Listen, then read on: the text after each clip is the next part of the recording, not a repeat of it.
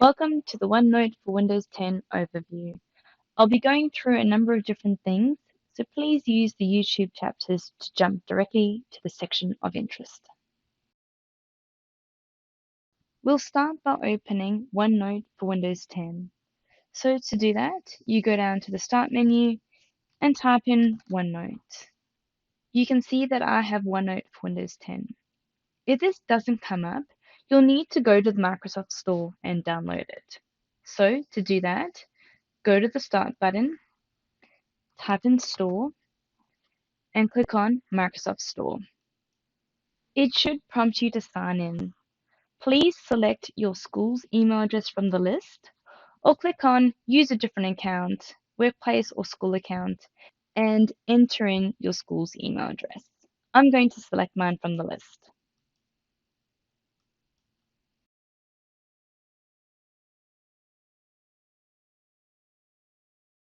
Once you've signed in, you'll see a Department for Education South Australia tab. And within the list of apps, you should see OneNote for Windows 10. So I'll click on that to open it. Mine is already installed, so I've got a blue launch button, but you might have a blue install button. Please click on it to install. If you've just downloaded OneNote for Windows 10, you may need to set it as your default OneNote app. So to do that, we go to the Start button, type in default, and we're looking for default apps. From there, scroll down and go to Set Defaults by App. Continue to scroll down and look for OneNote for Windows 10, and then Manage. The screen that comes up will show you the file type and protocol associations, so we can see all of the different file types that can be associated with OneNote. In mine, OneNote for Windows 10 has been set for everything. If you've just installed it or have another version of OneNote on your computer, you might find that you've got a mixture. So to change, select the item, and when it says Choose an application, select OneNote for Windows 10. There's no save button, so once you've done that, you can simply close the window. When opening OneNote for Windows 10, it's important to ensure that you're signed in using your school's address. So to confirm, go up to the top right where you see your name, select onto it, and confirm the accounts that you've added to this app. I've currently got my sa.gov.au account added, as well as my atschools.sa.edu.au account. If you don't see your @schools account, please click on Add Account, select Workplace or School Account, Continue, and then sign in using your school's account. If you're new to OneNote for Windows 10, your first notebook may be your name at Department for Education. To create a new one, click on the drop-down and go all the way down to the bottom and you'll see Add Notebook. So click on that. It'll ask you to give your new notebook a name. And under Account, it will ask which account to create the new notebook in. Please use your school's email address. So I'll select my school's email address and then click on Create Notebook. That may take a little while.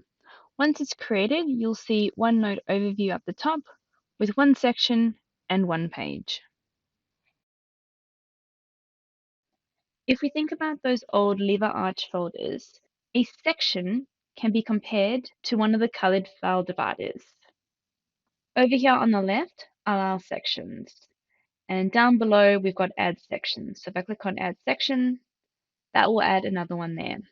I can also right click and go to New Section there too. Within each section is a page, and I'll go through that in the next chapter. To rename a section, I can right click and go to Rename Section. I can also right click and delete an unwanted section. I can also right click and move copy. This will allow me to move or copy sections from one notebook to another. I can also go ahead and change the color, so we can see that this is a red section at the moment. But if I click on the section color, I can change it to something else. I can also right-click and copy a link to the section. So perhaps I'm sending a quick message to someone, or I'm referencing the section elsewhere in the notebook. I can copy a link and I can paste that there.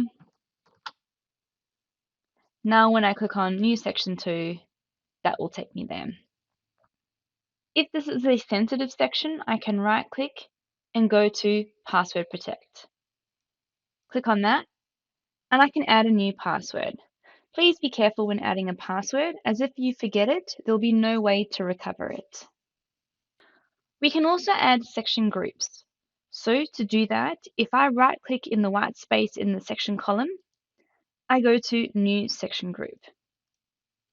Give the section group a name. And now if I right-click onto the section group, I can go to New Section and create a new section underneath. I can also take existing sections and drag them underneath. To reorder, you can click and drag.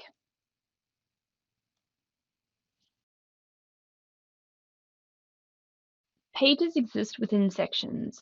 A section can have one or many pages. Right now I'm in Resources and I can see that I've got one untitled page. To give this page a title, I can right-click and rename page. Or I can simply update the title in the page itself. To add another page, I can click on Add Page, or I can right-click and click on New Page. I can reorder pages by clicking and dragging, and I can also demote pages to subpages. I'll show you how. I want December to be a promoted page, so I'm very quickly going to give the pages underneath names. If I want Monday to appear under December, I can right-click onto Monday and go to Make Subpage. You can see that Monday has been indented slightly, and December now has this drop-down arrow. So if I now click onto Tuesday and click on that drop-down, Monday gets hidden. To repeat, I'll right-click on Tuesday, make subpage, click onto Wednesday, and now Monday and Tuesday fall under December. If I want Tuesday to be promoted back to a regular page, I can right-click and go to Promote Subpage. It's important to note that each section has its own pages. I'm in the Resources section, and this is where I've got my December, Monday, Tuesday, Wednesday, and Thursday pages.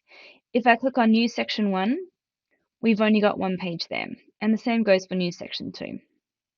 We have a few of the same options as sections when right-clicking a page. So if I right-click onto Tuesday, I can cut, copy, paste. I can move or copy into an existing notebook, copy the link to the page, and so on.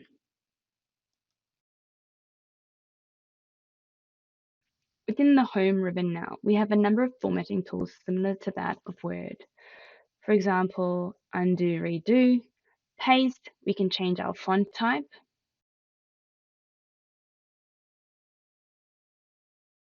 We can change text to bold, italics, or underline.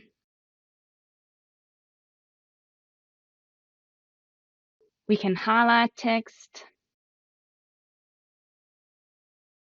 change the text color. We can use the format painter, clear all formatting, and even add subscripts, superscripts, and strike through. We can also add in bullet points,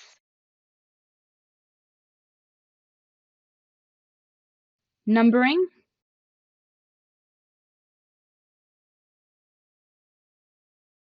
indent paragraphs, change the paragraph formatting, add tags,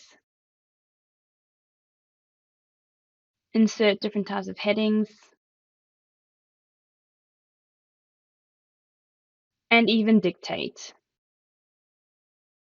This is an example of me using the dictate function in OneNote for Windows 10, full stop.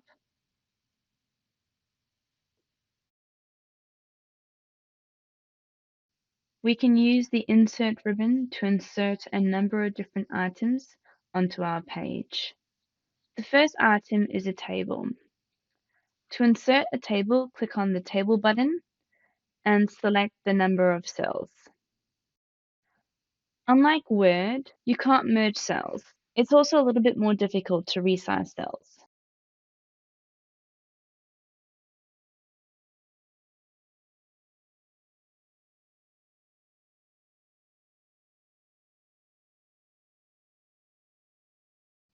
You can insert a link by clicking on the page and clicking on the Link button.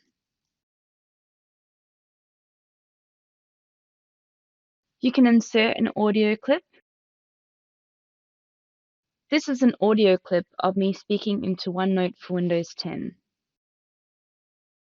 That's now inserted as an MP3 and I can double click to play it back. This is an audio clip of me speaking into OneNote for Windows 10. I can also insert a symbol by clicking on the Symbol button. You can also insert files into OneNote. So to do that, we click on the Insert File button, navigate to your file, and double-click to insert. When doing so, it'll give you three options. The first one is to upload to OneDrive and insert the link, then insert as an attachment, and finally insert as a printout. If you choose the first option, this will upload to your personal OneDrive. It will then insert a link directly into the page.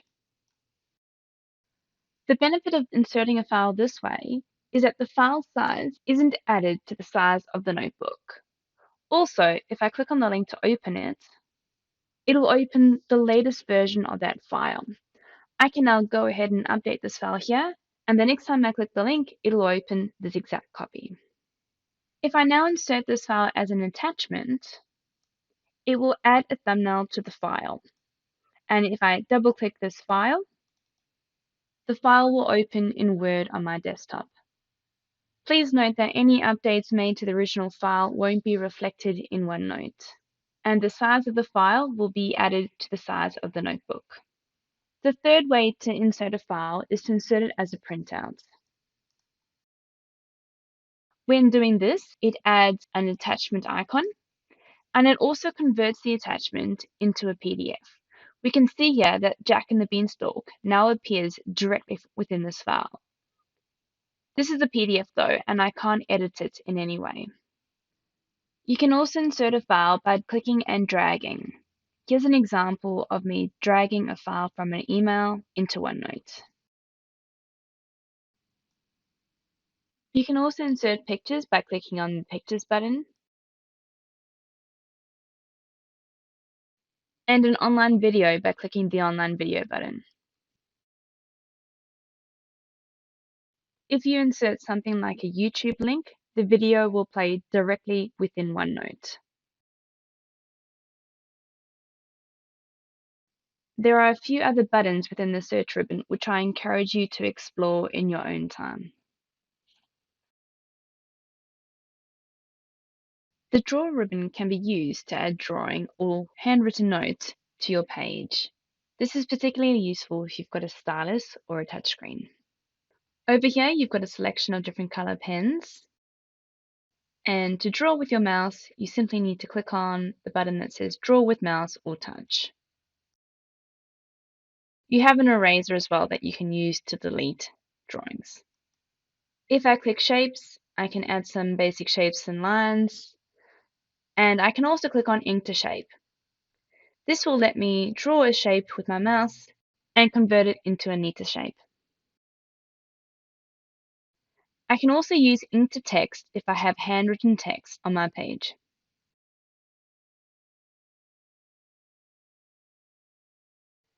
I can use the highlighting tool to highlight my handwritten text and then click on ink to text.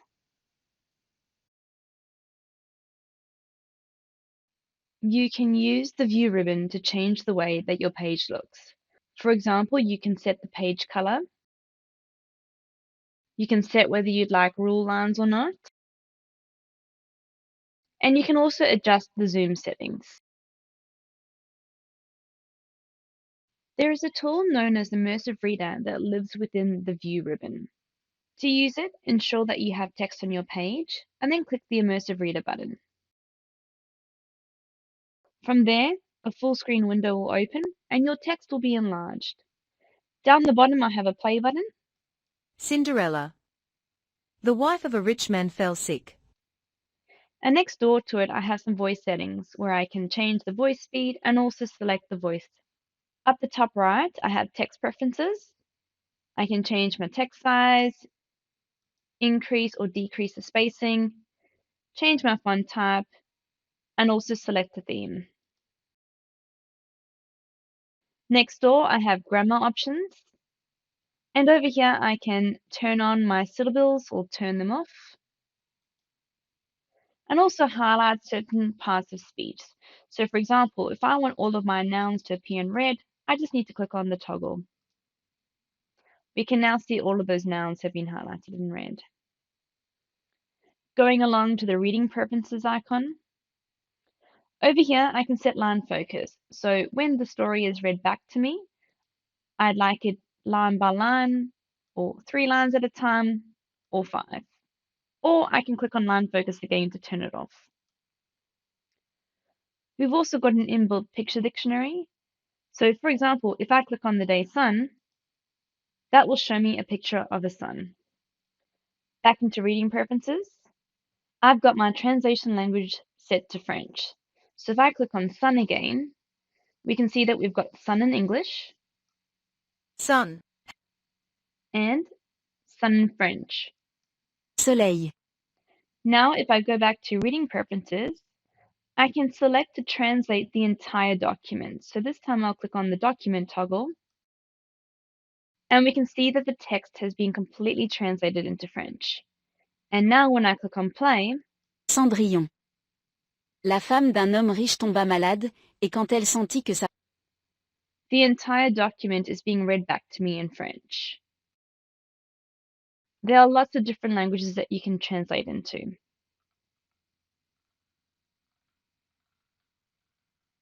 To go back to your document, simply click on the Exit button. There's also a Translate button in the View ribbon. So to use it, you click onto it, and if you've selected text, you can select the selection, or you can set the page. This will translate the entire page. So at the moment, it's going from auto detect, which in our case will be English, and it'll translate it to English. But let's use the drop down to select a different language. I'm going to select German and then click Translate. That's now translated the entire page. And if you notice as well, it's created a subpage. So if I click onto Translate, there it is in English. And then underneath, this is the translation here. There's also a replay tool. This will let you replay the activity for selected content. So for example, I'll click onto replay, select the area that I want to replay, and when I unclick, it'll show me the history of this page. There is also a deleted notes button in the view ribbon. If I click this, it will show me every page or section that I have deleted in this notebook. It's worth pointing out that all items are permanently deleted after 60 days. So if you do want to restore something, you can right click and click on Restore To.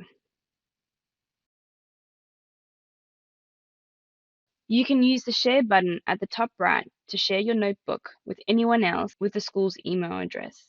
Please note though that when sharing your notebook, it'll share absolutely everything. You can't select just pages or sections to share. So clicking on to share, you can use the To field to provide a person's name or school's email address. And next door, we've got a pencil. At the moment, the person that I choose to share with can view my notebook. But if I'd like them to also be able to edit, I can click on the drop down and change it to Can Edit. Once I've provided a valid name or email, I can click on send, and that person will receive an email letting them know that I've shared my notebook with them. To switch between different notebooks, I can click onto the current notebook name and see a list of all the other notebooks that I've currently got open.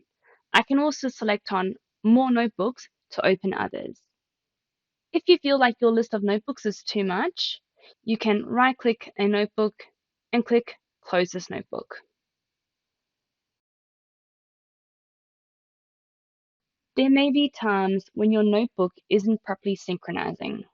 This is normally denoted by a symbol next to the notebook name. If you have any concerns, you can right-click your notebook name, go to Sync, and then sync this notebook.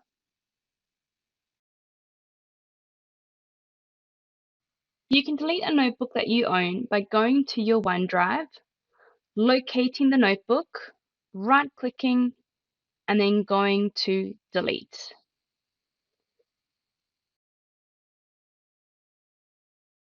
So far, everything we've done with OneNote is with a OneNote that you own. To create a notebook that's shared by a team, you need to go into a team of type Other, click on the plus button, and then go to OneNote. From here, you can click on Create New Notebook, give your notebook a name, and then click Save. You'll then be able to navigate and find this notebook using OneNote for Windows 10. We see people using OneNote for lots of different reasons. One could be a shared staff meetings notebook where you list your agendas and minutes. Another could be observations made at a school. Another could be planning work. Or in my case, I use my notebook for all of my meetings and notes. So whenever I meet with somebody to discuss something, instead of taking a book, I'll type all of my information into OneNote. This way I can access it from any electronic device, and I know that my notes are safe and secure in the cloud.